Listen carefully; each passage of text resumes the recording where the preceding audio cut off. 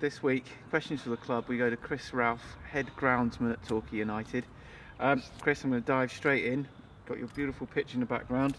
The first question is from Tom Diamond, who's 17, from Somerset and been a fan for 11 years. Tom asks, during the winter months in challenging weather, when clubs are trying to keep the pitches in a good enough condition, what is the process you use at Plainmoor to keep it in a perfect shape all year round?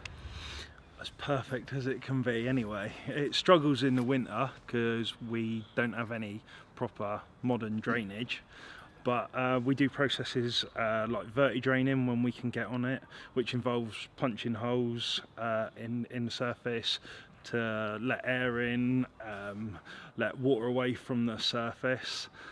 A lot of the other work is all handwork. We've got rain covers which we put on the worst spots, and praying. Because there is some notorious little areas that sort of over towards the pop side, yeah, on this end near the family stand. Yeah. It's a little bit in front of the dugouts is always a troublesome area. Yeah. Why? We've the areas towards the pop side, we've managed to put a few little drains in September last year. They've helped a lot, kept it firmer, and we've got a better grass coverage on it and deeper rooting system because of that, which helps it stay firm and stable. The bench, the new Bristol bench stand doesn't help with the bench side. Is it just the shape of the stand? It's a shade. It causes a shadow that covers half a pitch through nearly all winter. When we get a heavy frost, that side doesn't thaw out, and yeah, it's just a pain. It stops the sunlight, stops the recovery of the grass, and all that really. Okay, my next one is from Kevin from the Willows in Torquay. He asks, why is it you always moan when my first team want to train on this football pitch? To be fair to Kevin from the Willows, he hasn't been too bad. A lot of other managers have wanted to use the pitch through the winter months, which is again another reason why we've managed to keep it in quite good condition this side of the winter. He's managed to stay off of it through most of the winter. Used it in the earlier summer months, August, September time, to train on, and used it pretty frequently over the last week or two, but we try and keep them off of it to train on, because training normally is high intensity in small areas, repetitive, and obviously we're just a soil pitch. We're not like any of the modern pitches that are reinforced, and it cuts up, we lose grass coverage, it wears, and obviously if you have wear areas, you expose a bit more mud, those areas go quickly when it starts raining again. In all seriousness, the relationship between a groundsman and a manager is probably one of the closest, tightest and most important inside a football club. You've worked with a few managers. I mean, what's probably one of the stranger requests you've had from a manager?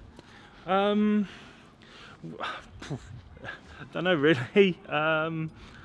You get, well, from our point of view, a few silly ones where you think they want to train on it the day before a game, and they on a Tuesday game, for example. We've had a couple managers wanting to come out here on the Tuesday morning to go through stuff, and your time's pretty tight at the best of times, let alone when you've got a match in the evening.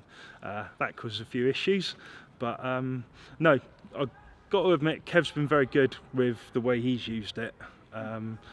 Martin Ling was very good. He used it, but it would always be on my terms. Yeah. He would go where I put him. They would have small-sided games if that helped, and work on set pieces where they could and stuff like that, really. Because you've got the balance. Obviously, Sealhane is, as we all know, it's potentially a very, very good training facility, but it does suffer in those winter months. I mean, what do you do to try and keep Sealhane afloat? Forgive the pun. It's been hard over the last couple of years because of obviously the lack of finance. It's very minimal, the work we've been able to do out there. We managed to get a a small amount of drainage installed on one of the areas that the first team were using to train in at the time. It took a little while to get that done and get it recovered, but it's helped a lot.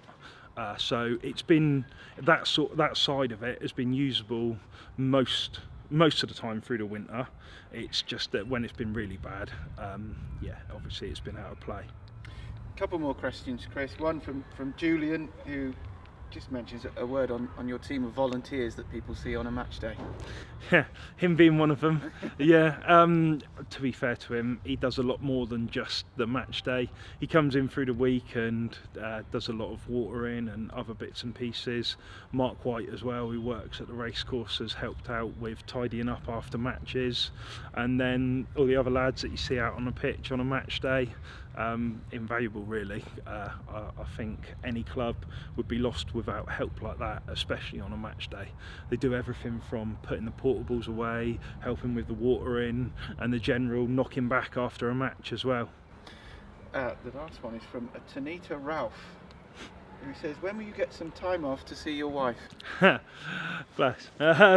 Yeah, it doesn't happen. That's the thing. She has to accept that as part and parcel of being involved in football. Unfortunately, we do our best to find some time, but it's hard to wait, especially when you're by yourself.